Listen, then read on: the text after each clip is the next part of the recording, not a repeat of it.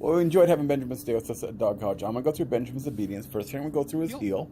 So just like Bella, he's going to be on my left side. Got a loose leash, and he needs to stay in the heel position just like that, okay?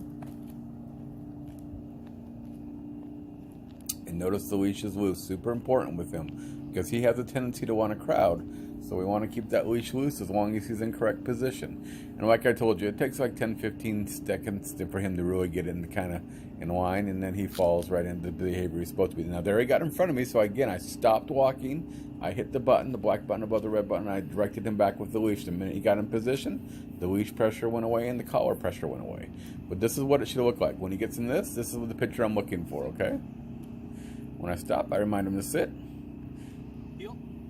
Now we're going to heel again, just like this.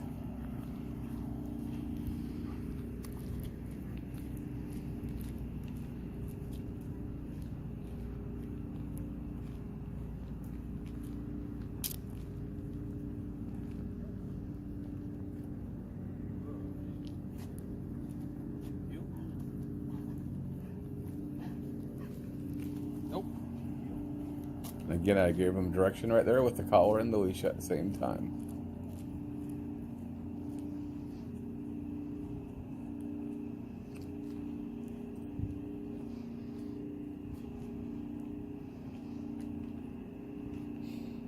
And remember, a little bit of praise with him goes a long ways, okay?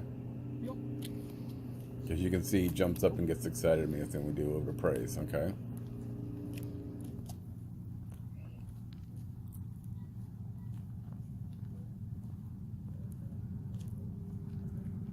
So here we're heeling again. And he's in the correct position, loose leash, all that's going on. Looks good. And there, right when I get ready to stop, I tell him to sit. Now he always has a tendency to want to get in front of me, and I don't let him do that. And that's why I'm using the leash to prevent him. Now I'm going to show you how I can do it off leash with him. I can drop the leash, and he gets in position, okay?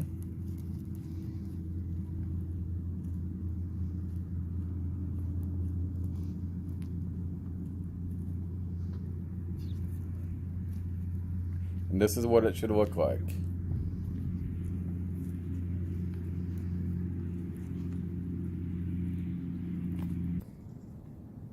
Okay, now I'm going to do the sit.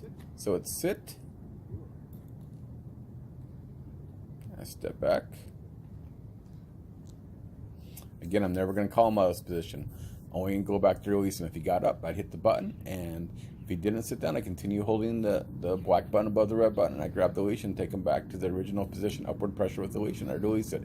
He didn't do any of that, so I'm going to say free, and I'm going to release him right there. Okay, we're going to do the down. And again, like I showed you, I still use a little bit of a tap between his shoulder blades, but he's pretty much got it, okay? Again, I'm not going to call him back from this position. Always going to go up to release him.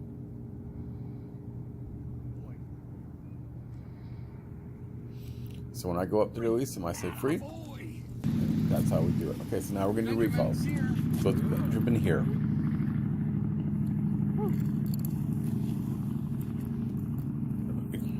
Benjamin here. Boy. So just like that, I'm doing repeated recalls with him, with the Benjamin here. Now remember, if he doesn't come, it's light line pressure, and I use the collar until he starts moving towards me, and then there's no pressure with the leash or the collar, okay?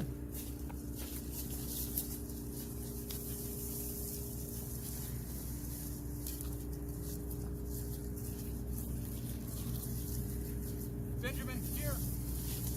Again, just like that. He's just got to check in with me. And remember, sometimes it's 5 feet away, sometimes it's 20. Now we're going to do the placement. So, I say place, his job, and there we go with the shoulder tap, just down below. Remember, we do that with the place to help him know he's got to hang out on the place, okay? It just really helps him understand it. For some reason, he's got some quirk that way, and that's just what has really helped him put this together. Now, if he got up, immediately I'd be on the button. I would stem until he got back on the bed. And if I had to help him back on the bed with the leash, I'd still be stemming until he got back on the bed. And that means I'm holding that black button down above the red button. Again, especially with two dogs, we do not release them from a distance. We come up to release them. Super, super important.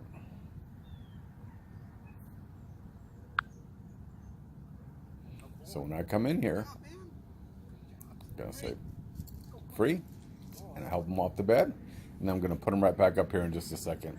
Again, the command is place. I'd use their names separately, so Bella, Benjamin, place, so they understand who's got to go to what, and try to keep them on the same beds in the house too. I didn't mention that, but it really helps them understand who's supposed to be on what bed and the confusion of that deal. If it's you just make it a habit that they both go to their separate beds, it really helps out. Okay.